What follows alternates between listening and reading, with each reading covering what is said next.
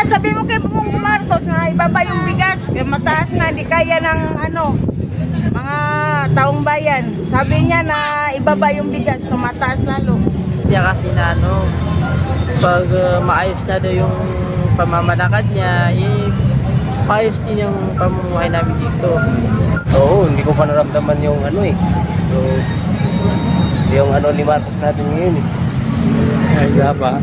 Yung murang bilihin, wala, parang tumaas lalo. Ano pong mas maganda, yung panahon ni Pangulong Duterte o ngayong panahon ni Bongbong Marcos? Ano lang na, sir, parehas din. Parehas lang. Mahirap ngayon kasi formal lang bilhin, di ba? Tapos mababa yung sweldo, tumataas yung lahat ng bilhin. Mas maganda yung Duterte. Tayo sa may Redemptorist, sa may Baclaran, at tayo magkakalye survey. Magtatanong-tanong tayo sa ating mga babayan, kamusta na ang kanilang mga buhay-buhay ngayon ito, at anong komento nila sa nangyayari sa ating gobyerno ngayon. Alright, so let's go!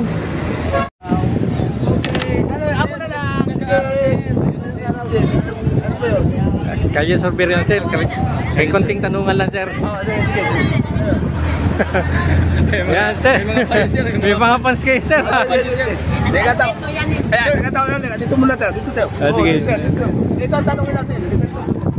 Yan. Ito, namamagliban dito Yan, tanong ka na. Ikaw muna, sir. Ikaw muna. Opinion, sir. Ano naman tanong mo? Ito naman tanong pre. Sir, tanong lang namin, sir. Kamusta naman ang buhay-buhay ngayon natin? Ay, nako. Yung buhay dito na bang itangin ang pinap? Oo, tingnan mo, tawal, wala nga namin bili. Ikaw na naman, ito na naman. Wala, ang hirap ang buhay namin dito. Yan na naman, ito. Siya na naman. Ano po,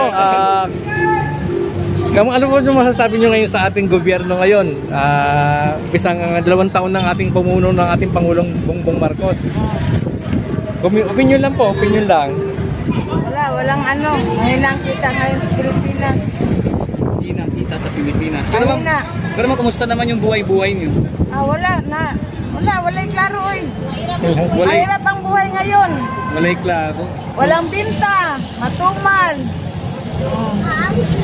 Pero kumakain pa din sa 3 beses ang araw, ma'am. Mataas, sabi mo kay Bongbong Marcos na ibaba yung bigas, kaya mataas na, hindi kaya ng mga taong bayan. Sabi niya na ibaba yung bigas, tumataas lalo. Wala, patay negosyo. Siya ang yung mayaman. Ang mahirap, mas lalong pinapahirap. Ano sa palagay mo, ma'am, kung sakali sa pamumuno ni Tatay Digong, nakaraang administrasyon, ano pa sa palagay opinion ninyo, sino po yung pinakamagaling? Ayun, huwag yung tumasagot. Duterte, maganda naman pamalakad niya kasi yung mga yung mga droga na niya. Pero yung pinakataas na pinaka talaga, linya na okay naman yung buhay ni Duterte. Maganda naman. Saan yung lugar niyo, ma'am? Saan kayong lugar? Saan kayong lugar? Mindanao ako O yun, sa Mindanao. Ma'am, napalitan niyo na ba yung sinabi ni Tatay Digong na hihiwalay ang Mindanao sa Pilipinas? Pabor ba kayo doon? Hindi. Noon pa naman yan Di ba ibibinta nga yan sana ni Ramos? Hindi pumapayag yung taga Mindanao. Taga doon ako Hindi ako pumapayag. Pero mas maganda, pag halimbawa mabalik si Duterte, mas maganda maayos yung Mindanao. Taga Mindanao ako Pero ma'am, pabor kayo doon sa parang sinusulong ni Tatay Digong? Yung iwala yung Mindanao sa Hindi ako sure.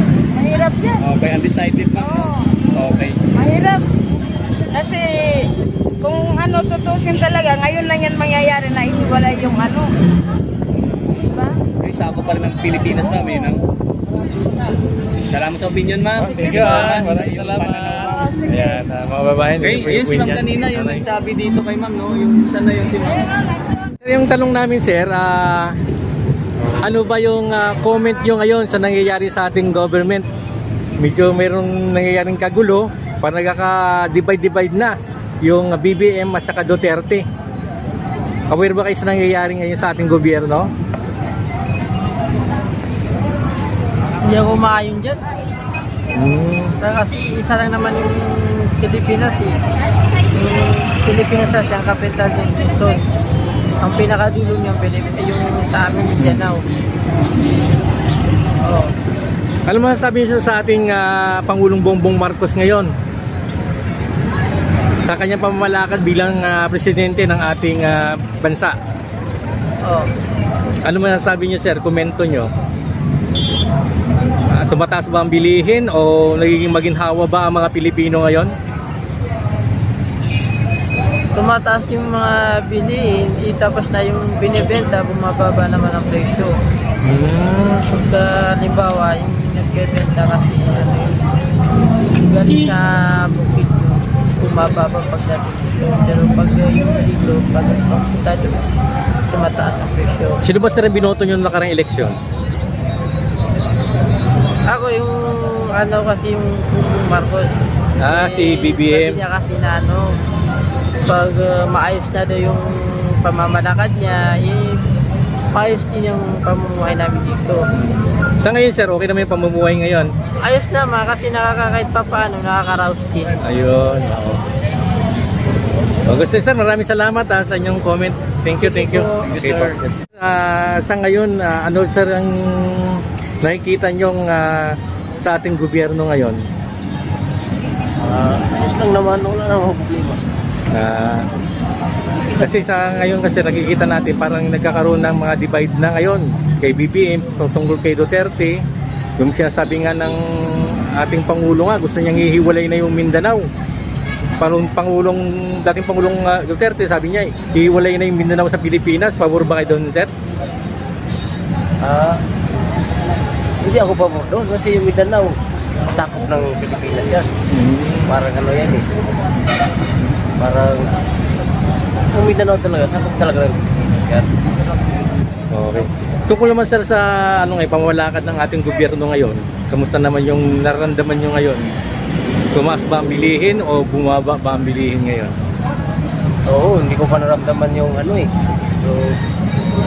yung ni Marcos natin ngayon eh. Ay, ba? Yung murang bilihin, wala, parang tumaas lalo. Okay. Sana dapat matupad na yung mura yung bilihin. Maganda.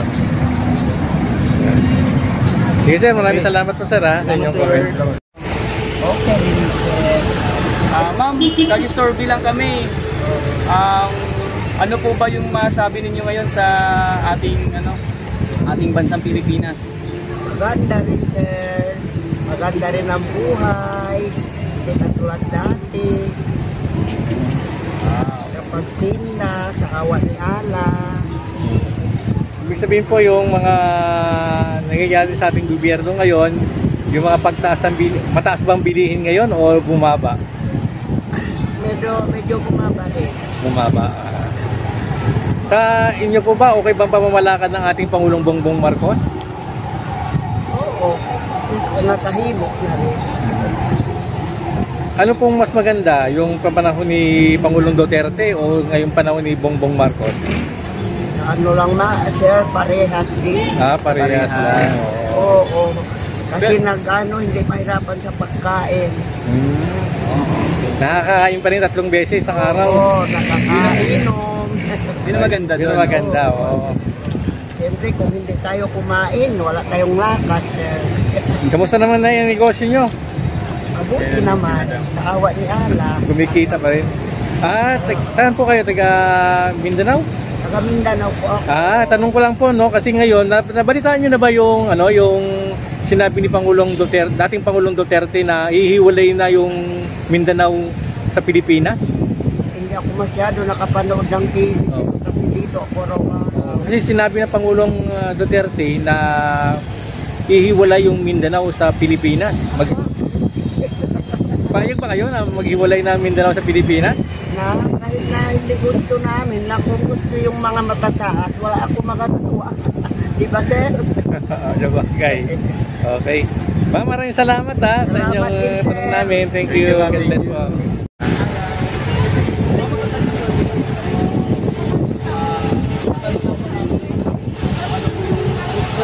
masasabi ninyo ngayon sa ating bansang Pilipinas? Diba si Ma'am busy din? Okay. Okay, ma'am. Nahiya si Mami. Tagay ka mukha. Si sir. Ay, ayun ba? Konting tanong lang naman. Yes or no lang? Busy. Ayan. Dali tayo. Ito. Wala sir. Ano lang kami, nagkakalye survey lang kami sir. Survey na kami, sir. Pwede ba namin sir makuha na sir ng opinion? Tama, sir. May sounds pre. Narinig ka namin doon, ma'am eh. Ngayon, pagkakataon mo na, ma'am. Sa nangyayari ngayon, ma'am, sa ating bansang Pilipinas, ano yung masabi mo, ano opinion mo? Mas mahirap ngayon eh. Kasi formal lang bilhin, di ba? Tapos mababa yung sweldo. Tumataas yung lahat ng bilhin. Mas maganda yung nung si Duterte. Mas mura yun eh. Kaysa ngayon. Kasi noon, yung makakabili ka ng 5 pisong itlog, ngayon wala. Ano po ang mabibili? Dati nakakabili ka ng 5 pisong itlog, ngayon 8 lang pataas, di ba? Mas mahal ngayon kaysa dati. So, ma'am, kung sakali po, no, may mensahe ka pa kay PBBM. So, dapat babayan niya yung mga lahat ng bilhin. Kawawa naman yung mga mahirap. Yun lang po. Taga saan yung lugar niya, ma'am? Marawi. Sa Marawi, Opo. Mindanao din. So, ito dahil taga Mindanao din si ma'am. Ma'am, yung namin dito, pinaka-kalye survey namin dito. Pabor po ba kayo na ihiwala yung Mindanao sa Pilipinas? Oo. Yan sinabi ni Duterte. Nahiwalay niyang... Mas maganda maghiwalay yung kasi yung sa Mindanao, wala sila nakuha na yung era ng Mindanao. Lahat nakuha ng Luzon. Mas magandang maghiwalay na lang, di ba? Kaysa lahat kay Marcos kasi binibinta niya yung iba sa ibang bansa, di ba? Mas maganda kay Duterte na lang. Okay. Okay. Okay na. Thank you, ma'am. Thank you, ma'am. Thank you, ma'am, sa Salamat sa opinion. comment niyo. Thank you. Ayun.